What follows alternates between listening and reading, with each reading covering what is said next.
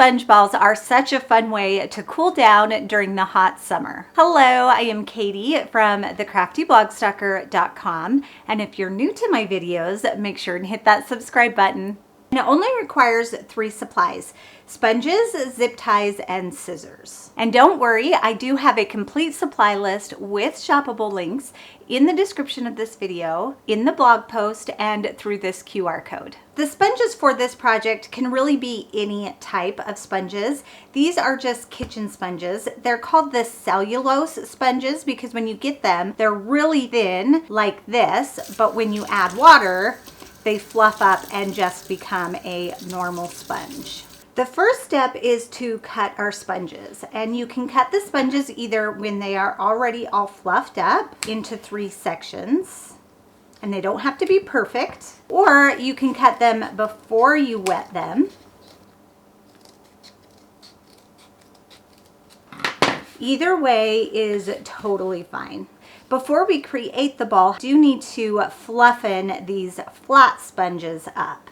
I can do that just by running them under water. There's our cut up sponges, and I'm just using 2 different colored ones just to make them a little bit more fun. And I've got a small 8-inch zip tie. And I'm just gonna stack these. Put the zip tie there in the middle and bring that end together and pull tight. And pull that zip tie as tight as you can make it. I'm gonna trim off the end as close to that base as I can. And then there is our sponge ball. And that is all there is to it. Here's another one. I just interchanged those pieces, those colors. Helps to have dry hands. And pull that zip tie as tight as you can. I'll cut down to that base. It kind of helps to move all of those little pieces to the side so you don't cut them.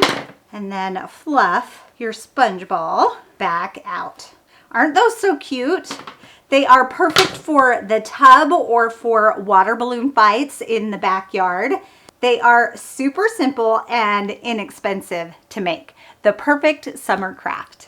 If you're curious how they dry, since they started out flat, here is one that I made the other day that is dry. So it still has that volume to it. It doesn't dry completely flat, but it does dry just fine. And then all you have to do is re-wet it and it is ready to play again. Thank you for joining me today. If you're always looking for fun new craft ideas, I hope to see you over at thecraftyblogStalker.com, where I have loads of free tutorials. You can also find me on YouTube and all social medias as The Crafty Blog Stalker. Thanks everyone. Bye and happy crafting.